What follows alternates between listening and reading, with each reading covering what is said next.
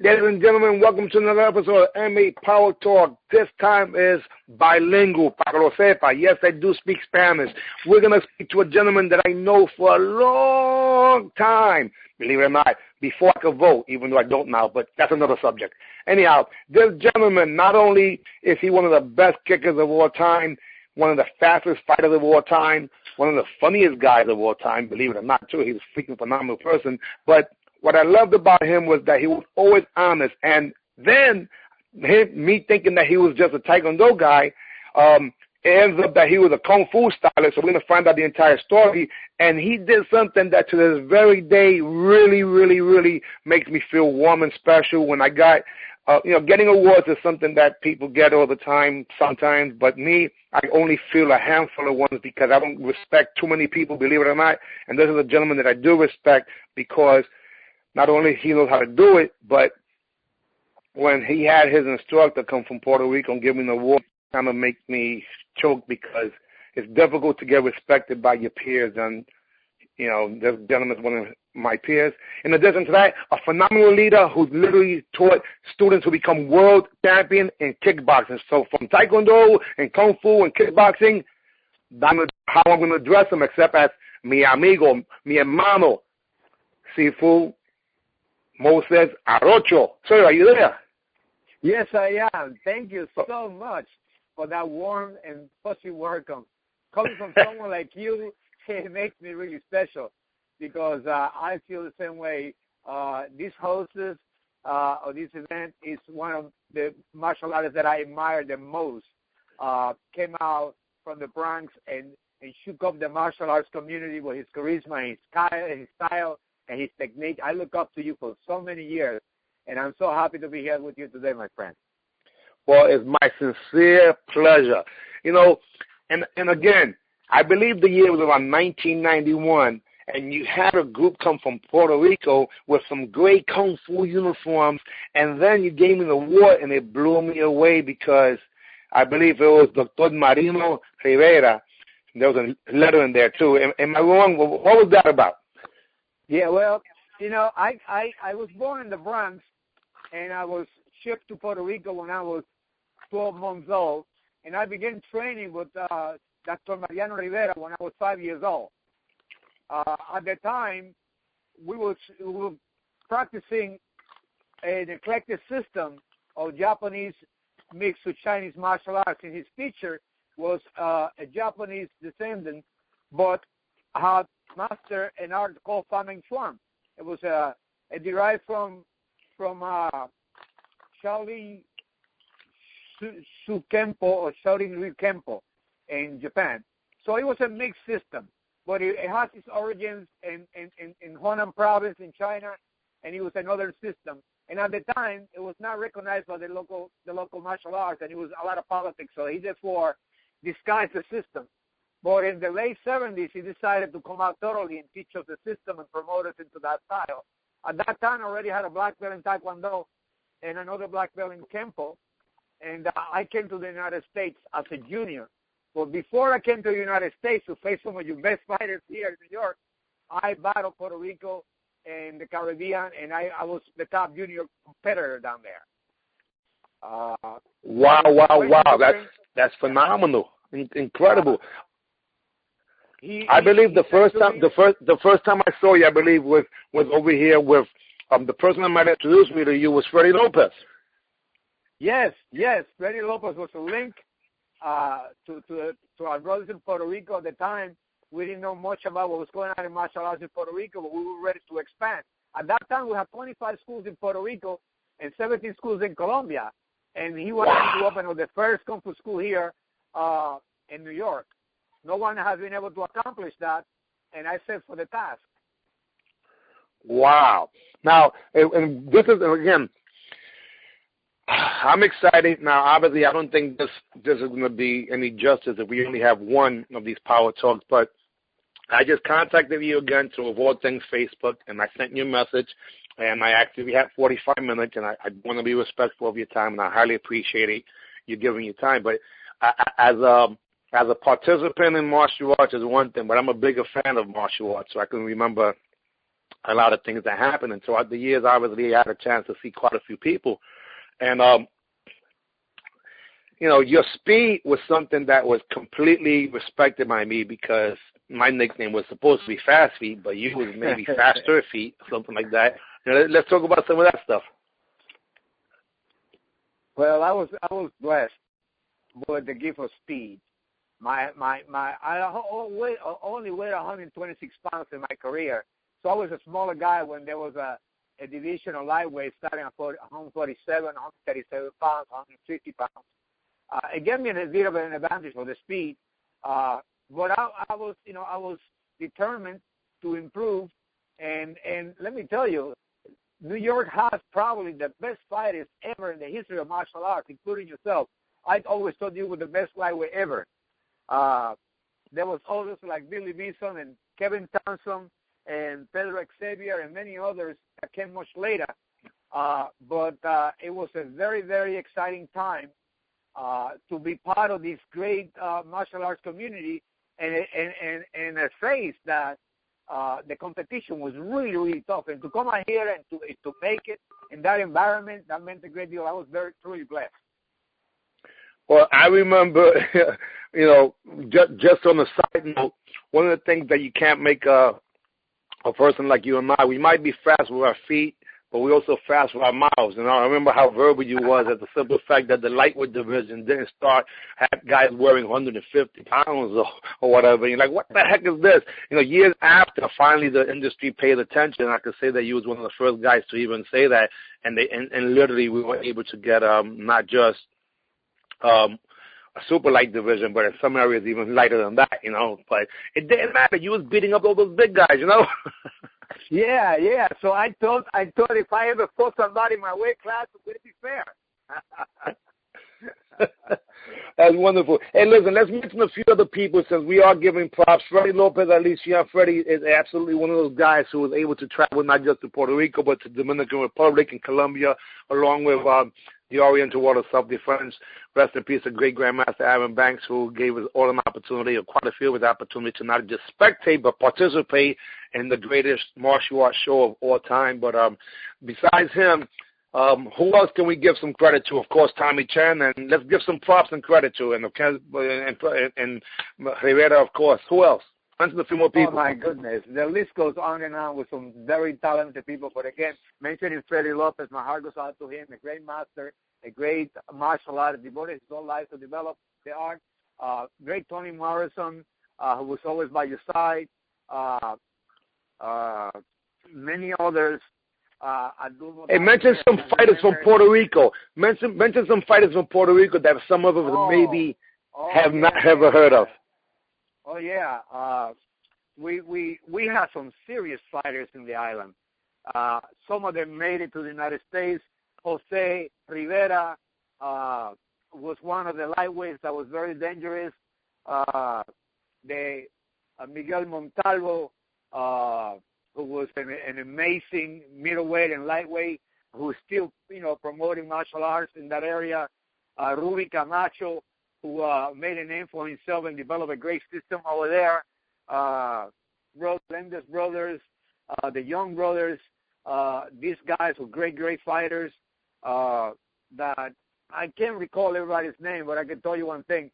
We did have a great deal of fighters coming out of Puerto Rico, but not a lot of them remained here in the States and overcame what needed to be done. But it's an island that appreciates martial arts and boxing and any contact sport, and that for a little island of 77 miles wide, long, and 20-some miles wide, we have created some great fighters. So we do have a lot of heart from the Taíno people, indigenous people in the island.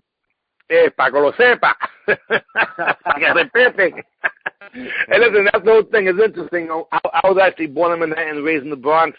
And, of course, I'm of Puerto Rican descent, and I had a chance to go to Puerto Rico in 1988. And as a historical fact, when we went down there, it was because I was sponsored by American Airlines. Jesse Thorne recently got interviewed by us, and we shared this information.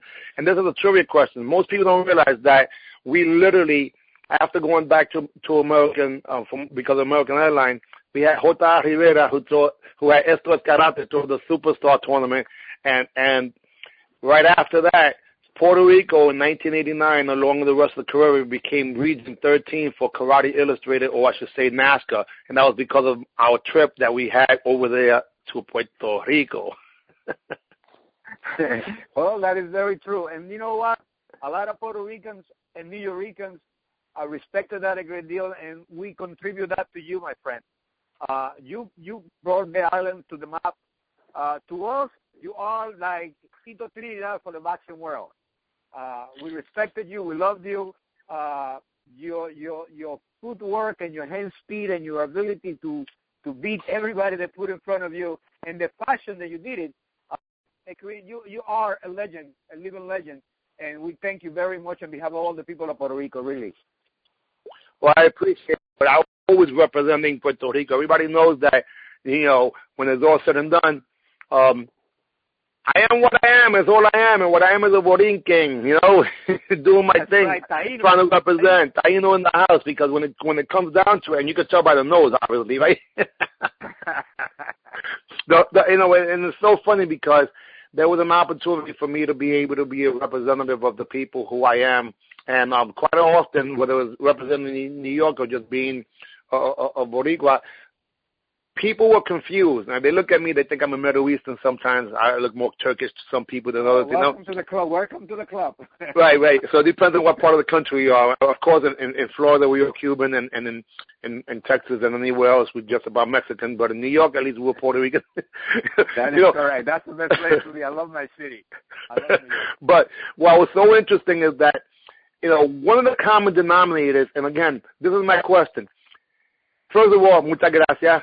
And I appreciate that. And to this very day, I have always represented who I am, and I will never stop doing that. And I did it because a lot of my peers never got an opportunity to test their skills versus other people. So every time I went out there and fought anywhere in the world, I was doing it, showing them that I was just one of many people that didn't get a chance to be there. So I did it with the few people that I knew really wanted me to do it, even though there was a time where I might be infamous more than more otherwise in other areas, because people were completely confused. What the heck is this guy doing? That was awesome. I think long term it ended up working out. Okay, but real quick, when you started martial arts, what was your inspiration, desperation, motivation to start it off? Like many people, I can always say, Enter the Dragon, Bruce Lee. There we go. Back to that guy. Rest in peace to Bruce Lee. He's our motivator and leader to this very day from the grave. Incredible. Incredible. Indeed. Hey, let's fast forward to you as an educator, as a teacher. Man, of all places, I think you opened up your school. It seems to me like it was in Long Island. And you ended up having a whole bunch of kickboxing world champions. And one of your students, Tommy B. Patone, ended up having a whole bunch of world champions himself. So, how did that happen? Talk to me about that. 25 years teaching on Long Island, representing and developing a staff that was awesome, students that were motivated, passing out that tradition that was given to me. Tommy came to us, and he was very hard worker, and he wanted to put himself on there and promote the art of the system, and he made it. Very hard work, like I said, and today we're striving. We got over, 10,000 members on Long Island. We got 3 locations and 5 satellite studios, and they're still running. I let my students do the show. I did my job. I put my time into it, and I'm very proud of the work that these guys have done. We got guys like Greg Silv and Mike Evans and Darren Ford and Eddie and, of course, Tommy teaching and teaching 7 days a week out there and promoting the art. Phenomenal, incredible. Well, one of the things I can tell you that it's pretty exciting to me, too. During the time where kickboxing, or as we knew it as PKA, original full contact, was dying or had died, it didn't die in Long Island because Tommy B. Patone, rest in peace to also Paul Rossner, the USKBA, really gave an all-out effort, not just to be promoters, but also fighters and trainers at the same time, which is something that, it has to be commended because it's a historical fact. But let me just tell you this. In recent months, I spent 5 months down with Master Joe Coley over in Georgia, and we developed a few things. And one of the things that did come out of it was that this Monday there was a broadcast on television in Canada, and Victor Thurio, Johnny's brother, was the one who had actually promoted it. And this is one of 4 shows that will be broadcasted on Canadian television, and Master Joe Corley was there as the color commentator as if it was ESPN the 1980s. Wow, so, that's great to hear. That is awesome. Yeah, so, and for whatever it's worth, we're going to have an app for that, because I'm making the app for the PK's Greatest Fights and a few other things, because throughout the years I've actually become a techie also. I made my first website in 2001 for my clothing line, and ever since then I've had a variety of projects, and particular is Stephen Wonderboy, oh boy, I'm going back his name. Thomas, is it? Stephen Wonderboy Thomas, I think his name. Anyway, it was the Wonderboy who just had a wonderful knock at the UFC. We're getting ready to do his website and his app also. But anyhow, enough of that. Now your students are up and running. They're still doing their thing. And one of the things that really always gets me is that I don't think I've ever seen you out of shape. What the heck is that about? Excuse me, what was that again? I have never seen you out of shape. Oh, no. I'm 54 years old. I'm 143 pounds. I got a 6-pack. I run 5 miles every morning. I work out and I still training private students. I believe that if you're going to be, you're going to lead by example, you have to really be there and show you the responsibility of being a true martial artist. Those guys who let themselves go, and they claim themselves to be grandmasters and masters or something, they've forgotten what got them there in the first place.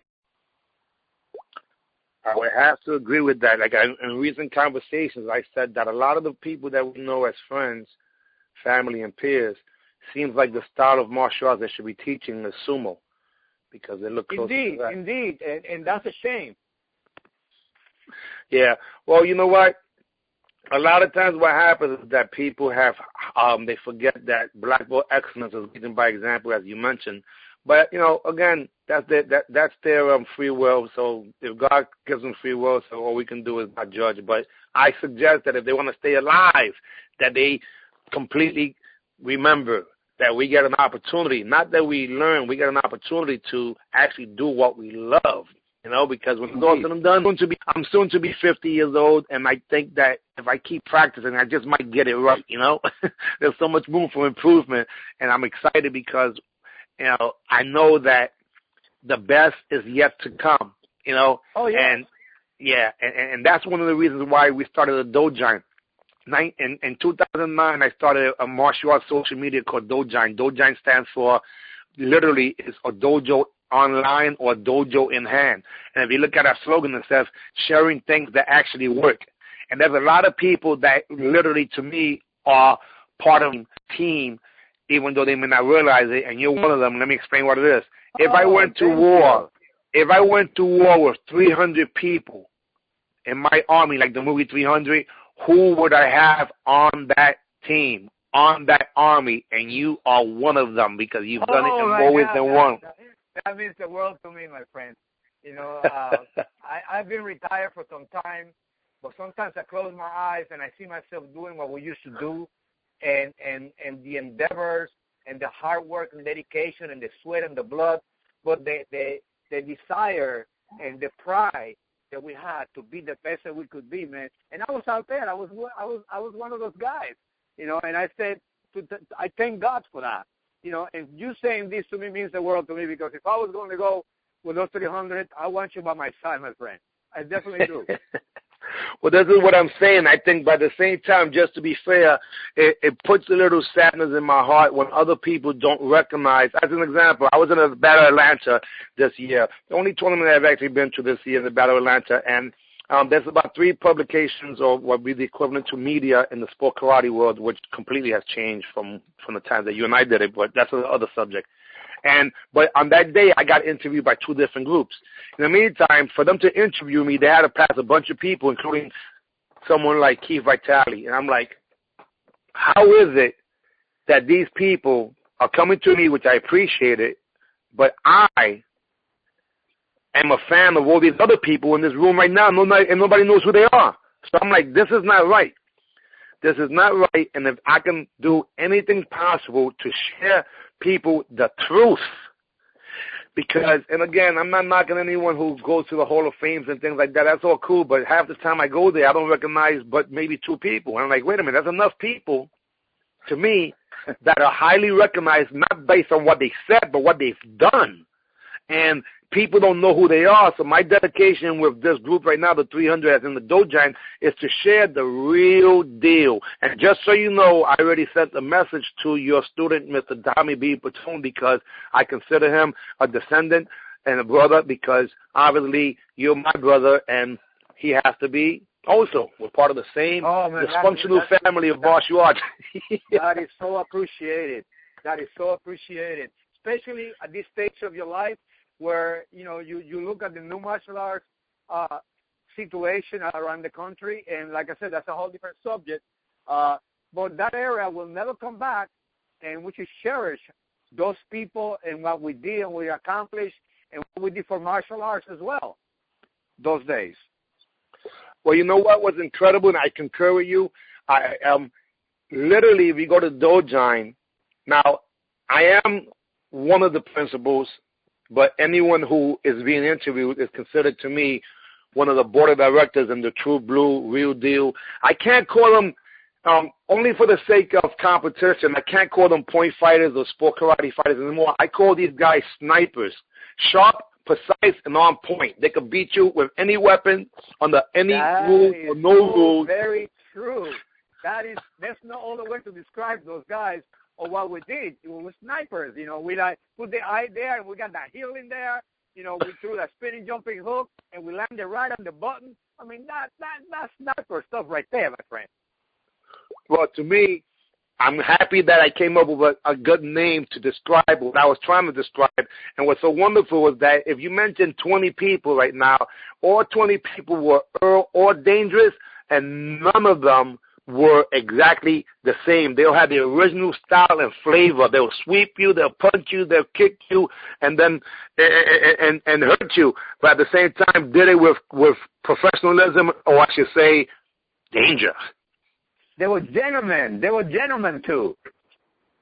They were gentlemen outside the ring, and when you got in the ring with them, you went to war, and 2 minutes later, you're hugging and kissing and having a great time with these individuals. That's true martial arts right there. You know what? And again, I know I'm preaching to the choir, but I'm just happy that I'm not alone. Let me just tell you a little bit of my commitment also. And it's sad to say, a few months ago, I completely left Facebook from the general public because in 7 days I had to give condolences to 8 people. And not that I don't want to, respond to people's sad days, but as Jesus said, let the dead bury the dead. So what it was doing to me was making me feel bad. So I said, let me get to the lab and go to work and stay away from Facebook and do some work, because obviously when I go on, I'm pretty public, sharing some information, try to motivate and educate people. But what I did in the last few months was come up with what I consider a thing that will, there's 3 things that Stephen Covey, who wrote 7 Habits of Highly Effective People, and it's to live, to love, and leave a legacy. So I live martial arts. I love martial arts. If I can leave a legacy, I can do it by sharing other people's truth. So one of the things that I'm completely passionate about is sharing information with the real pioneers and legends that are unforgotten, that are still alive. And I do not want to do this conversation and this so-called tribute or interview when someone passes away. I want to get that information while they are alive. And just so you know, one of the guys that I'm sure we looked up to, even though he's shorter than me, I still looked up to him the same way I looked up to you, even though I am taller than you, is La Pantera himself, Charlie Bonet. Oh, my goodness. Yes. Imagine this. So when we talk about Puerto Rican in the Bronx, I'm going back to the source. One of them, I can't, rest in peace, do it with Luis Delgado, at least the original Luis Delgado. But I can go to Charlie Bonet, okay? So these are the people that are our extended seniors and families and uncles and so on and so forth in martial arts, and a lot of people don't even know who the heck we're talking about. Well, I tell you right now, there's no way in life I'm going to let someone be disrespectful and not know who the real pioneers and legends and the people that I looked up to are. Well, the blessings that you're going to receive for this, my friend, many, many blessings, because no one else is doing it. And, of course, you always been a pioneer, and I leave it up to you to do something like this, and it's well appreciated by many people, and it will continue to be appreciated by many people to come. hey, we got to keep it honest. One thing that people, whether they like it or not, one thing as a concept for a Puerto Rican or someone from the Bronx or a combination of the both, which you and I are, is we keep it real. Oh, no doubt, no doubt. And for that reason, a lot of people, we made a lot of enemies at one point or another. But, you know, it was just keeping it real. We want the real thing. There's no room for lying or making believe. Let's do the right thing. Let's be fair and let the skills speak for themselves. You know what? What else is there? Because there's a famous quote in Spanish. It has a little different definition maybe in Puerto Rico as it does in New York, but it says, "Don't be a come mierda." And come mierda to us is someone who's full of crap. That's right, baby. That's right. You know, the one thing about Puerto Rican people, I mean, when it comes to this kind of environment, we give it all we got. And those of us who make it to the next level, we are going to be in your face and we are going to make it happen. They got to take us out of there. They got to take us out of there because we bring it, you know, and I'm very proud to come from that small little island. I'm very proud to represent a people who fought and fought and fought to be free and to be the best that they can be. And, hey, listen, you know, here we are, Puerto Ricans in the United States. We're the top Latinos. Yeah, well, and again, that pride is important. Now, I was also wonderful, I can honestly say, is that throughout the years, you know, when I went and competed, and there was a time, guys, I'm not trying to brag, I'm just trying to give some historical facts. There was a time where I was the only so-called Latino representing in the nighttime finals at the so-called big deal tournaments worldwide. And what happened was there were other people that were there, maybe not in the finals, whether they were Puerto Rican, but Mexicans and Guatemalans and all the raza in its entirety was there being represented. And when I went up there speaking in Spanish, people were like, holy smoke. They had no, at first I thought I was, you know, Egyptian, you know, Mexicans and people like that. And then when I started speaking Spanish, they were like, wait a minute. And I was representing all the people who couldn't be there, whether you was Cuban or Dominican or anything in between there, because one thing about that Latino blood, conquistadores, is right inside of all of us, and that really is something that you have to hold on to because it has helped us along with all the other bloods that we have, including the African blood. Oh, so, yes, indeed, my friend. That is so very true. And I think that's something that let's talk about that for a second, sir. What has made what I would consider you never give up?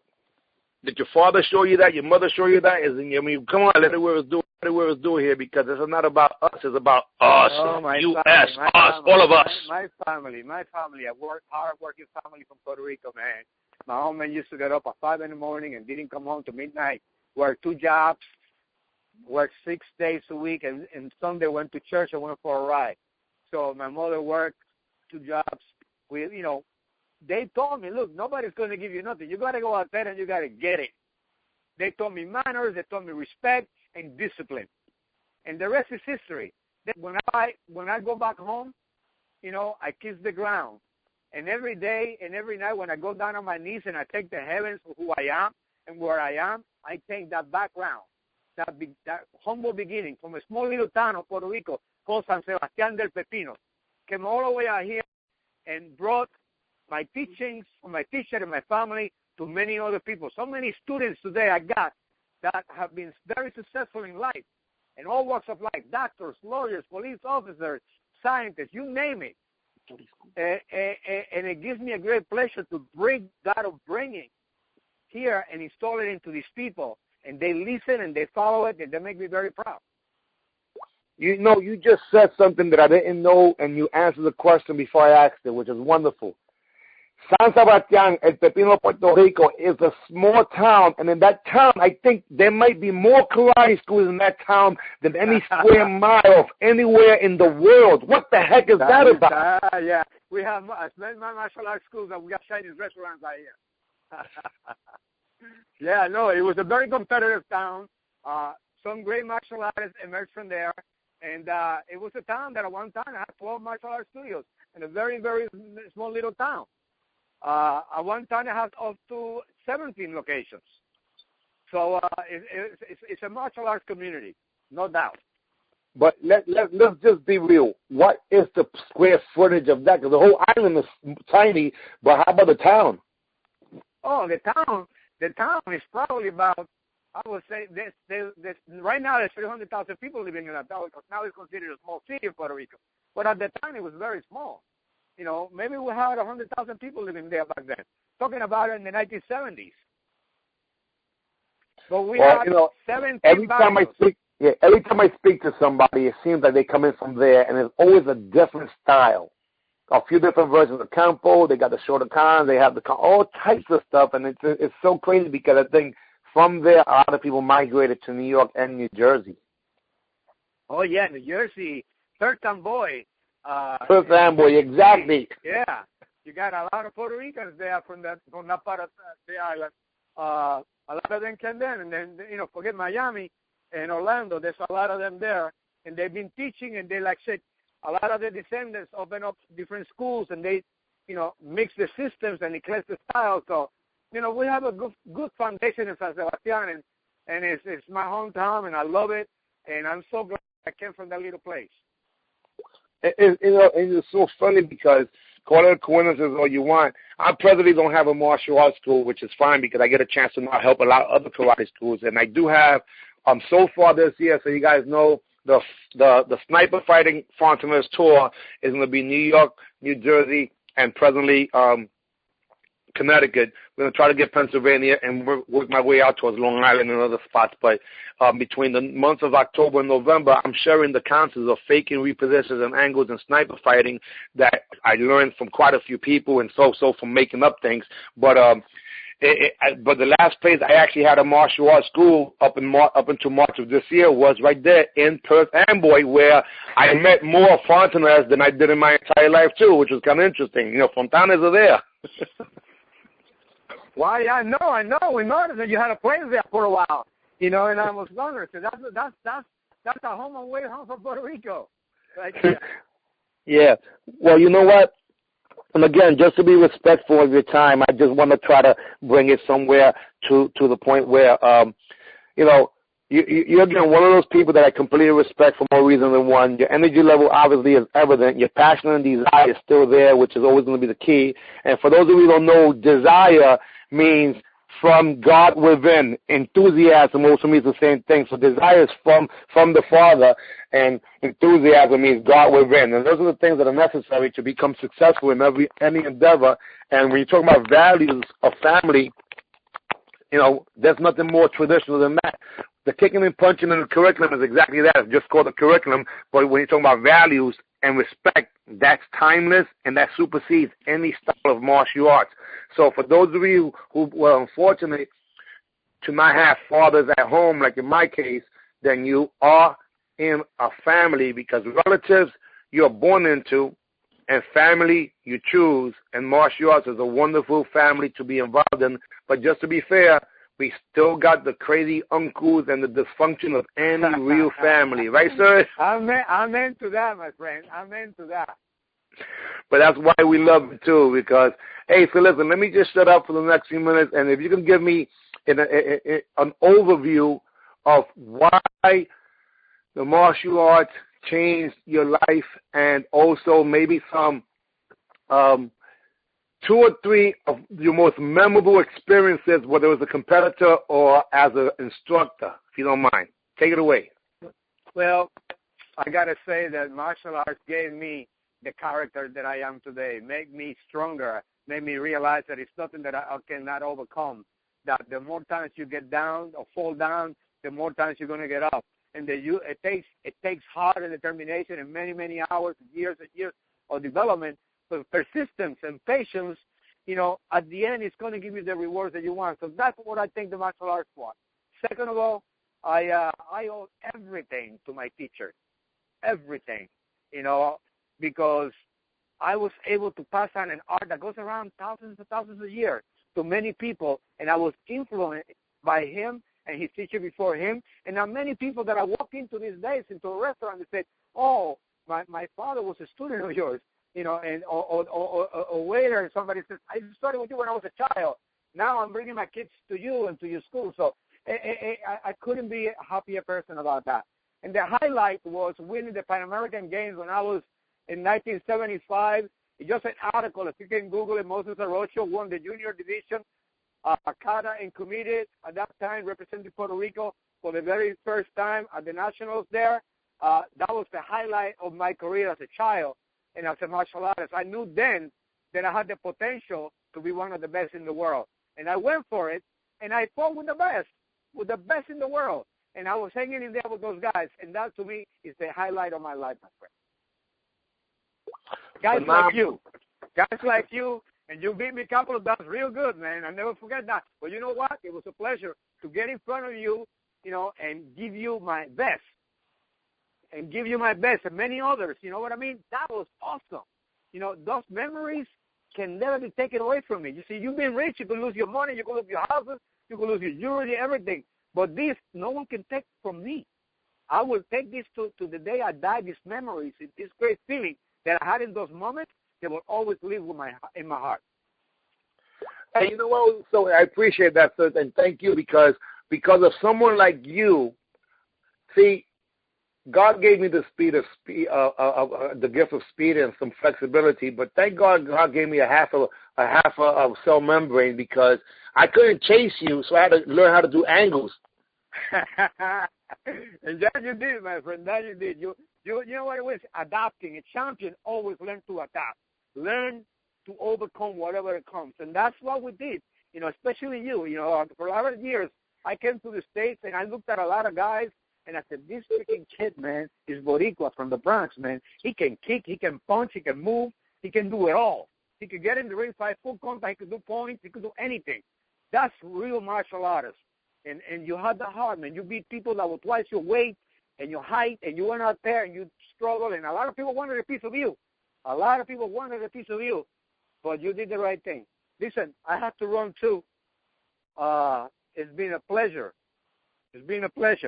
And I look forward to see you and hear from you soon. Please stay in contact, all right? Yes, sir. If you don't mind, I'm going to share this information with as many people as possible. And God bless. Hey, in the famous words of some crazy Puerto Rican in the Bronx, when I say A-B, I want you to say, see ya, A-B. See ya. Thank you very much. God bless. Okay, bye-bye. Take care. Bye-bye.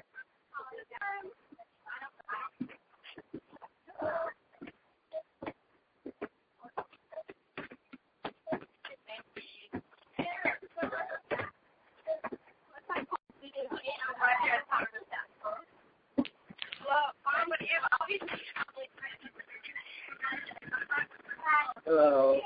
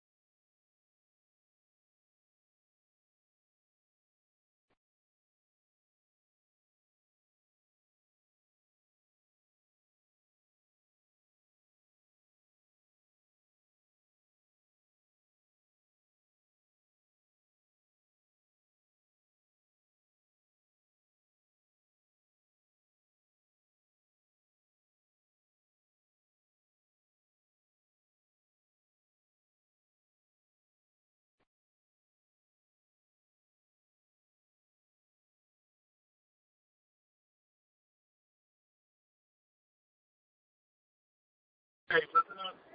Final track now, please.